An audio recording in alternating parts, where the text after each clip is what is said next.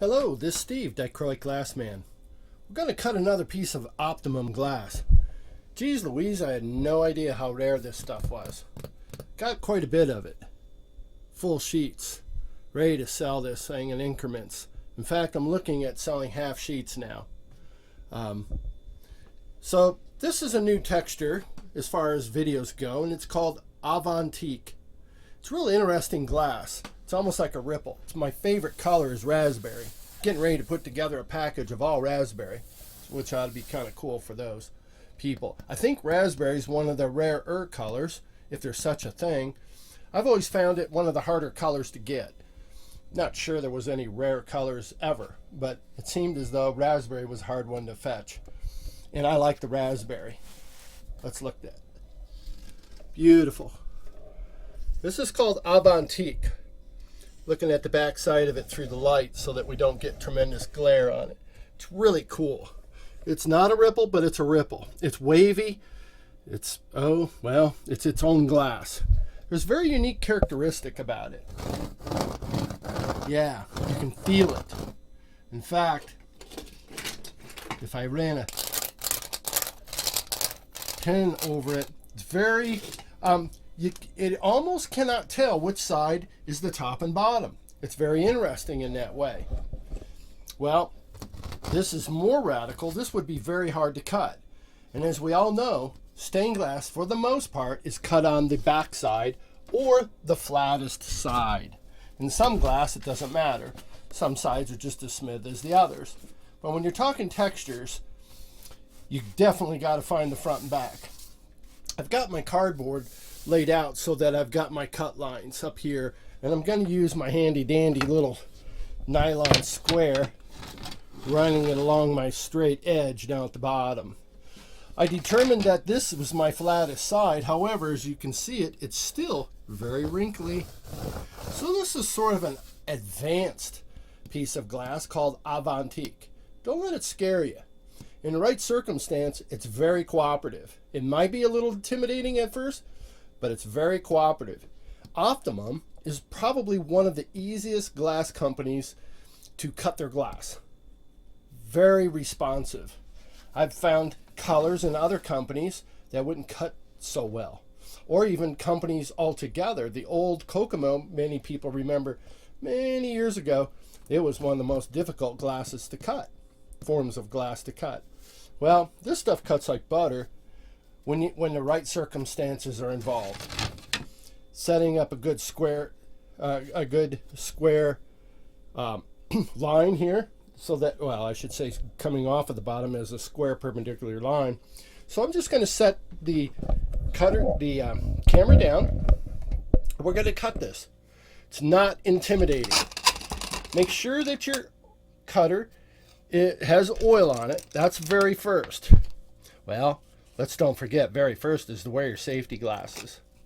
Yeah, even little teeny shards can pop up, microscopic, and every now and then be a nuisance.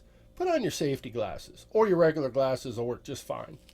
Make sure, I like using Toyo brass cutters. I like the weight in my hand versus the lightweight acrylic. I just like the feel. You feel like you got something in your hand.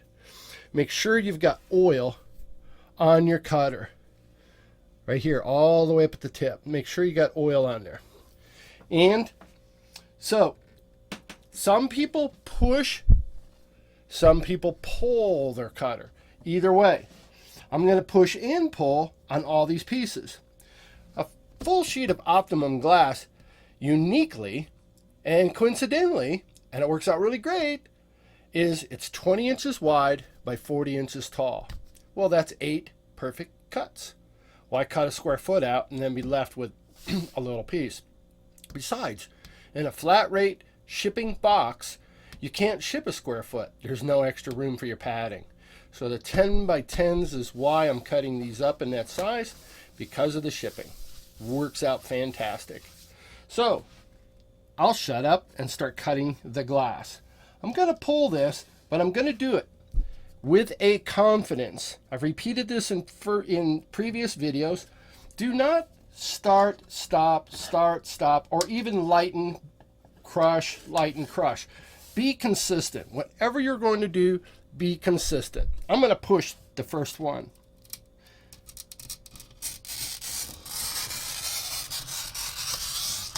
I kept my cutter, for the most part, very perpendicular, straight up and down. I'm going to do it again. We got our camera set up. I'm not worried about the over the moguls and over the dips and the high rises and everything. I'm just going slow with my cutter.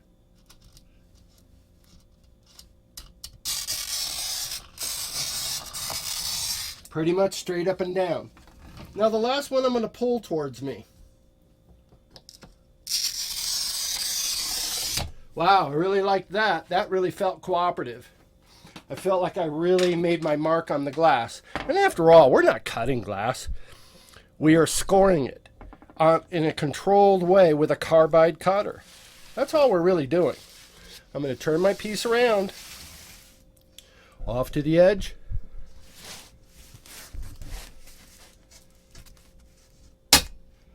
Got a good cut. Another.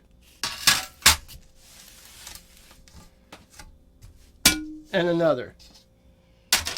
I will turn my piece in the middle of my two lines, and I will cut right here. As you cannot see my markings, I have my markings. I'm using cardboard, by the way, and you should be using carpet. You could use cardboard to absorb the textural part. Instead of laying flat on my particle board surface, it might cause my glass to make a run that I didn't want it to do so. Something you might want to keep in mind in the future. If you're cutting glass, don't cut it on a hard surface if it's textured like this glass. Use a piece of cardboard. Went right over the dips. My score line went right over the dips. Boom. Perfect piece of glass. And for the most part, every time. Don't let this Optimum glass intimidate you. Don't let textures intimidate you. With confidence, you can do it. Bye-bye.